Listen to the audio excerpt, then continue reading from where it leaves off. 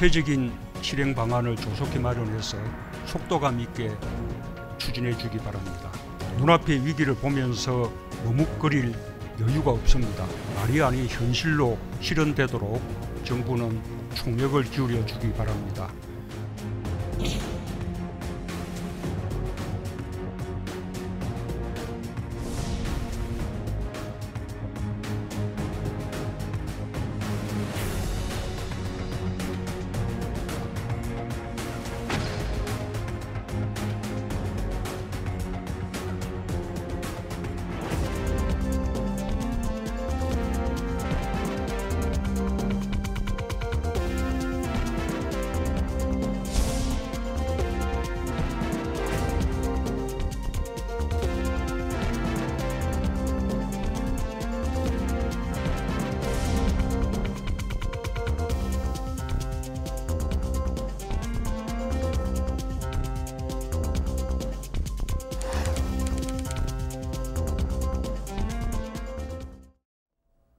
박수현 전 청와대 대변인 바로 만나보겠습니다. 어서 오십시오. 네, 안녕하십니까?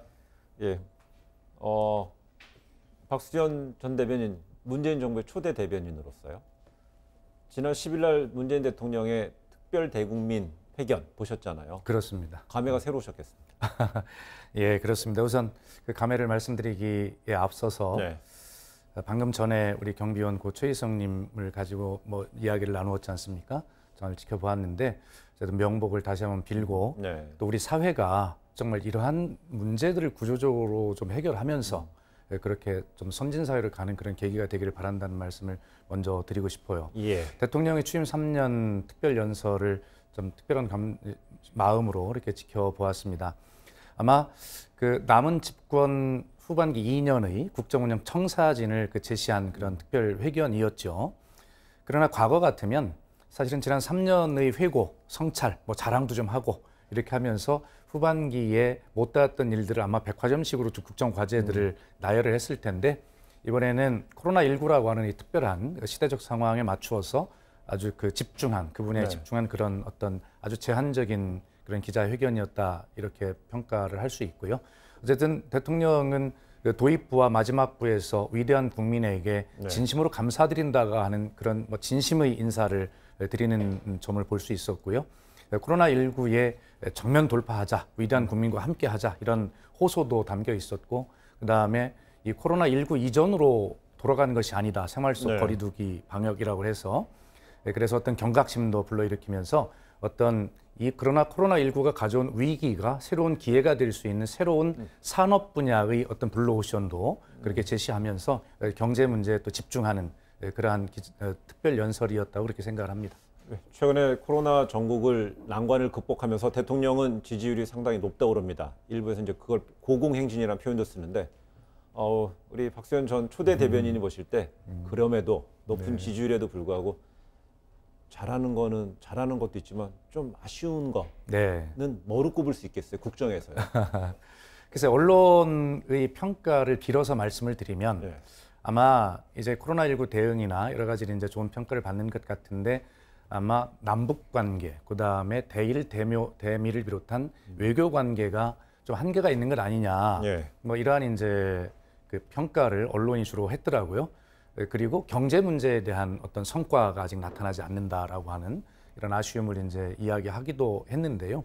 저는 이 부분에 대해서 아마 우리 국민 여러분과 우리 JTBC 시청자 여러분께 좀 다른 시각으로 한번 말씀을 드려보고 싶으면 네. 자, 남북 관계를 보면 문재인 정부 초기에 북한이 거듭되는 핵 실험과 미사일 도발로 인해서 바로 지금이라도 전쟁이 날 것 같은 그런 위기 속에서 살지 않았습니까? 네. 그러나 우리의 계속된 노력으로 지금은 북한이 어떤 새로운 무기를 발사한다 하더라도 우리 국민께서 그렇게 불안감 속에 살고 계시진 않아요. 네. 다시 말해서 전쟁의 위협으로부터 심리적으로는 우리가 좀 안정감을 갖는 그런 성과를 분명히 거두고 있는 것이고요.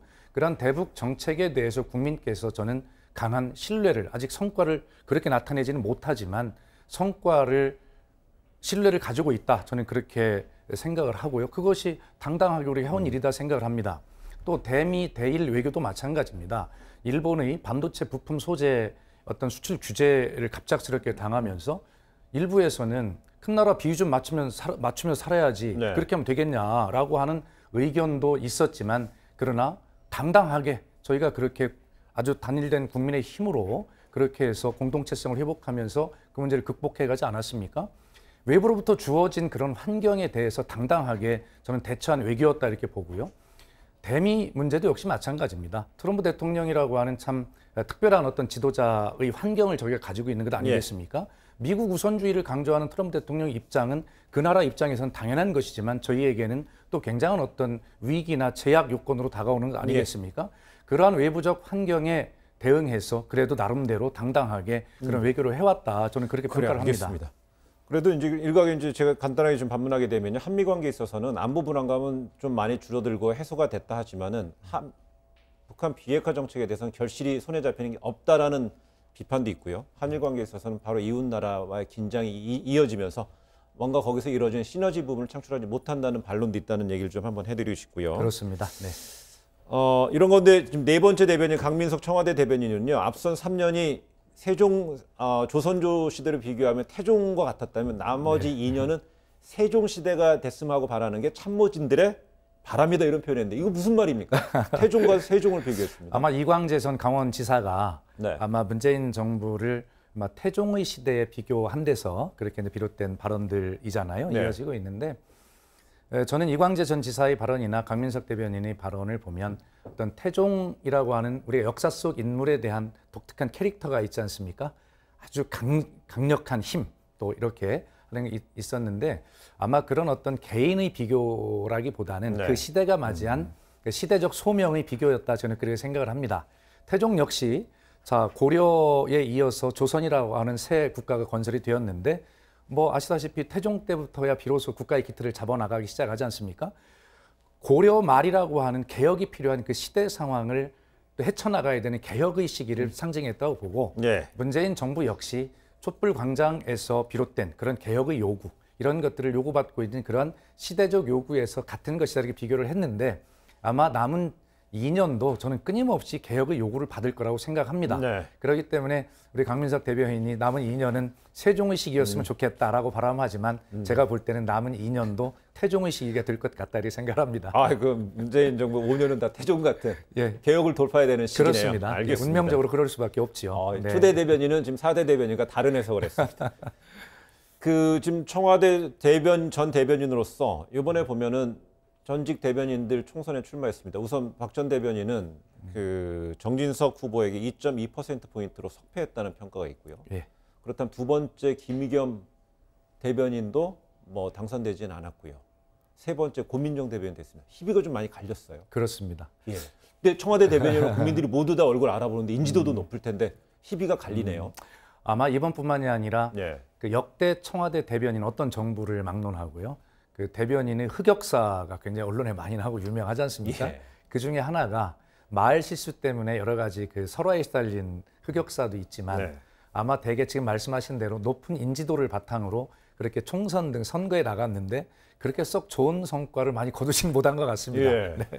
예, 우선 저만 해도 당연히 당선될 것 아니냐. 청와대 대변인도 하고 국회의장 비서실장도 했는데 뭐 그런 기대를 한 몸에 받았습니다만 결과는 낙선을 했습니다. 네. 또 김의겸 대변인 역시 아마 경선에도 나가보지 못한 그런 아픔을 겪으면서 열린민주당이 창당되면서 비례대표로 나갔는데 4번을 받으셨거든요. 예. 근데 3번까지밖에 당선이 안 됐어요. 참 아쉽죠. 그런 어쨌든 그런 개인의 당락을 떠나서 아마 청와대 대변인 출신들이라고 하니 갖는 아마 의무가 있는 것 같아요. 국민께 직접 접촉을 하면서 이 국정의 과제나 국정 운영 방향에 대해서 캠페인 기관들을 통해 설명을 드리고 또 어떤 청와대와 가교 역할을 해야 되는 입장에 보면 그 캠페인 기간 중에 느꼈던 민심을 느낀 대로 네. 청와대에 전달함으로써 국정의 운영 방향에 어느 정도의 어떤 영향을 좀 미치는 이런 네. 역할도 해야 된다고 보면 당락을 떠나서 대변인들의 역할이라고 하는 것이 굉장히 중요한 것은 틀림없는 것 같습니다. 알겠습니다. 20대 국회에서는요, 뭐 이른바 발목 잡기가 좀 많았다든가 말이 거칠었다 이런 얘기가 있잖아요. 대통령의 대변인은 정말 품격 있는 말을 해야 되잖아요. 또 설득적이어야 되잖아요. 그런 측면에서 우리 박수현 전 대변인이 볼 때요, 우리 지금 한국 정치에서 말을 품격 있게 하면서 정치인으로서 어떤 덕목 부분에서 뛰어나다고 생각하는 분들 좀 꼽을 수 있습니까? 글쎄요. 우선 뭐 제가 소속한 더불어민주당을 먼저 뭐 말씀을 드려 죄송하긴 합니다만 아마 이낙연 당선자께서 네. 많은 국민적 지지를 받고 있는 것은 아마 말의 품격 때문이 아닌가 네. 생각을 합니다. 어쨌든 제가 가까이 지켜봐도 뭐 대표적인 그 품격 언어를 사용한 정치인임에 틀림없고요. 네. 그 다음에 이제 뭐 다른 당에서 우선 찾아보자면 저는 19대 같은 동료 의원 생활을 했었는데 아마 정의당 출신이죠. 박원석 전 의원. 네. 참 품격 있던 그런 분이었습니다. 네. 그래서 그렇게 보면 참 배울 점이 많이 있고 특히 저희와 경쟁하고 있는 그런 그 미래통합당입니까? 미래통합당에서도 그런 품격 있는 언어를 사용하시고 그렇게 상대를 배려하면서 역지사지하는 입장으로 의정 활동을 하는 의원들이 꽤 많이 있다는 말씀을 드리고 네. 대표적으로 저는 그 이명수 의원을 네, 상임위도 같이 충청권에요. 해보는데요. 참 품격 있는 분이다 이런 생각을 합니다. 그런데 이번에 원내대표 경선 중간에 좀 네, 그렇습니다. 중간에 이렇게 내려오셨어요. 네, 네.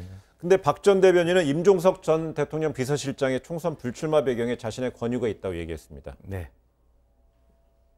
어떤 권유를 하셨고 왜 그런 겁니까? 아마 그 제가 페이스북에 자세하게 글을 썼습니다만 네. 거기에는 공적인 입장과 사적인 입장이 같이 섞여 있습니다. 문재인 대통령의 모친상을 조문하기 위해서 부산에 임종석 전 실장과 함께 내려갔고 예. 그날 밤을 머무르게 되는데 당연히 문재인 정부의 성공을 위해서 총선 승리가 중요하다라는 이야기들을 나누게 되었고 총선 승리를 하기 위해서 제가 걱정스러운 부분이 있었어요. 저는 틀림없이 언론이 소위 이제 86세대, 뭐 지금 586 세대가 뭐 왔습니다만 86세대와 청와대 참모 출신의 출마를 가지고 아마 굉장히 비판적 입장을 언론이 견지하게 될 거다. 네. 그렇다면 임종석 전 대통령 비서실장은 86그룹의 대표 주자격이기도 하고 그 다음에 청와대 출마자들이 또 대표격이기도 하지 않습니까? 양쪽에 다요. 그렇습니다. 그렇다면 저는 나중에 그런 비판들에 밀려서 총선 불출마나 이런 걸 하지 말고 좀 책임을 지고 책임 있게 내려놔라. 그럼요. 좋겠다. 그런데 그런 식으로 예. 그럼 임종석 전 실장은 지금 이제 386 시작해서 지금 이제 586인데요. 그렇습니다. 그다음 또 청와대 참모진으로서 대거 총선에 출마하는 청와대 참모진의 또 전 비서실장으로서 핵심적인 인물이고. 네. 그래서 이제 그런 식으로 이제 용당 결탁의 배경이 됐다면 그런데도 불구하고 용태론의 중심에 섰었던 86그룹들 이번에 대거 국회에 입성했습니다. 뭐 4선, 5선 막 이렇게 그렇습니다. 됐는데요. 당에서 어떤 혁신을 해야 될 거 아닌가요? 지금까지 이제 86그룹이 비판을 받았던 것은 뭐냐면 정말 그 열린우리당을 통해서 또 노무현 대통령의 탄핵을 통해서 되게 화려하게 비교적 어린 나이에 젊은 나이에 국회에 등장을 하지 않습니까? 네. 그럼에도 불구하고 민주화 투쟁을 이끌었던 그런 어떤 정의로움과 이런 것들이 정치권에 잘 보이지 않는다. 역할이 미미하다라고 하는 그런 비판들에 직면해 있었고 네. 끝까지 허리 역할밖에 못하는 건 아니냐라고 하는 비판을 받았는데 이번에 말씀하신 대로 전대협 1기 의장 출신인 이인영 원내대표나 그다음에 3기 의장 출신인 뭐 임종석 네. 전 대통령 비서실장 뭐 그리고 또 뭐 많은 분들이 우상호 의원이라든가 이런 분들이 이제는 허리를 넘어서 명실상부하게 당의 이제 머리가 된 것이죠. 예. 그런데 당을 어떻게 이끌고 갈 거냐, 그리고 집권 여당으로서 대한민국을 어떻게 이끌고 갈 거냐라고 하는 실질적인 이제 눈에 보이는 그런 역할을 해야 된다라고 하는 네. 주문을 받게 되는 것이죠. 저는 그 중에서 한 가지만 좀 주문을 하고 싶으면 저 역시도 포함해서 마찬가지입니다. 이 86그룹들은 대개 투쟁의 리더십을 통해서 정치인이 되었고 또 정치를 해왔습니다. 네. 그것이 정의로웠다고 생각했죠. 이제는 뭐 다 중진 의원이 되었고 지도부가 되었습니다. 그렇기 때문에 이제는 거대 여당 집권 여당의 그런 머리들로서 이제는 국회를 협치와 그다음에 타협 그리고 포용 이러한 용어들이 실천될 수 있는 그러한 어떤 그 집권 여당의 그런 어떤 지도자 역할을 해주기를 바랍니다. 예, 제가 마지막으로 드리려고 했었던 질문이 바로 거기에 답을 미리 해주셨어요. 그렇습니까? 이번에 네. 거대 여당이 출범했고 또 청와대 출신 참모들이 대거 국회에 입성해서 앞으로 당청 간에 청당 간에 어떻게 좀 발전적인 모색을 해갈 수 있을까라고 질문하려고 했는데 네. 답변을 해주셨어요. 네, 그래서 네. 마지막 질문을 생략하겠습니다. 알겠습니다. 네. 예, 오늘 말씀 감사합니다. 네. 감사합니다.